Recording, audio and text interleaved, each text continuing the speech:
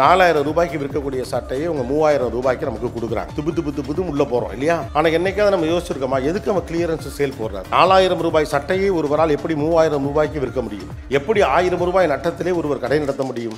அப்ப அவர் எதுக்காக அதை விற்கிறாரு அப்படின்னா, அந்த ஸ்டாக் வாங்கி 6 மாசம் ஆச்சு.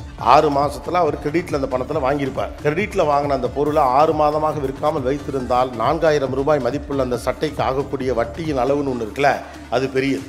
அதுக்கு பதிலாக வட்டி அதிகரிச்சுட்டே போகிறதுக்கு பதிலாக லாபத்தில் நட்டம் வந்தாலும் பரவாயில்லன்னு தன்னுடைய லாபத்தை குறைத்து கொண்டு அந்த சட்டையை 4000லேருந்து 3000 மாற்றி நம்மிடம் விற்கிறார்.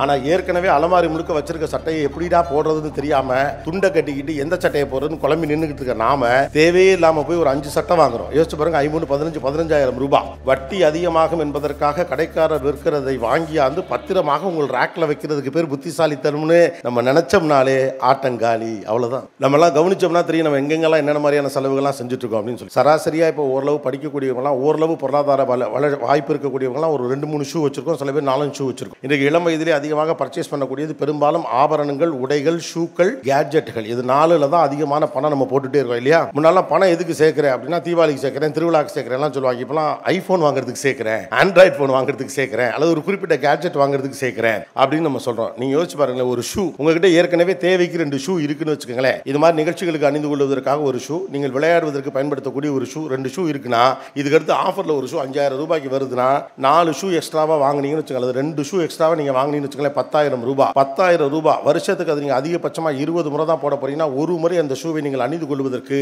500 ரூபாய் செலவழிக்கிறீர்கள். நீங்கள் அதை பயன்படுத்தாத அத்தனை நாளும் அதற்கான பணம் செலவழிந்து கொண்டு தான் இருக்கிறது. ஒரு வருடத்துக்கு அப்புறம் நீங்க இதை மாற்ற போறீங்க. இதானே? யோசிச்சு பார்த்தா உங்கள்கிட்ட இருக்க எல்லா பொருளையும் பணமாக கணக்கு பண்ணி பார்த்தா வட்டியே இல்லாம யாரோ ஒருத்தர் கட்ட வேண்டிய வட்டிக்காக அதை நீங்க வாங்கியாந்து வீட்டில் வச்சிருக்கீங்கன்னு அர்த்தம். ஒரு கிளியரன்ஸ் சேல்ல நான் சட்டை வாங்குறது எனக்கு தேவையில்லாத எக்ஸ்பென்சஸ் கண்டுபிடிச்ச ஒருத்தன் தான் கிளியரன்ஸ் சேல்ஸே கண்டுபிடிச்சிருப்பான். ரைட் தானே? ஒத்த சட்டை வாங்குறதே வேஸ்ட்னா 20 சட்டையை கடையில் வச்சுக்கிட்டுனா வட்டி ஏறிக்கிட்டே இருக்கும். அந்த வட்டியை கட்டுறது சிறுபிள்ளைத்தனமானது. அதை கிளியரன்ஸ் சேலில் தட்டி விடு, லாபத்தில் 10% குறைச்சிக்கன்னு முடிவெடுத்தது யாரா இருப்பா?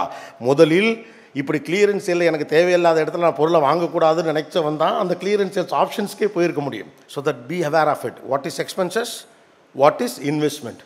எது உங்களுக்கு வளர்ச்சிக்கு துணை நிற்கிறதோ அதெல்லாம் இன்வெஸ்ட்மெண்ட். இப்போ நான் சொன்னதுனால ஷூ இன்வெஸ்ட்மெண்ட் ஆகலை. நீங்கள் ஸ்போர்ட்ஸ் பர்சனாக இருந்தால் அது இன்வெஸ்ட்மெண்ட் தான்.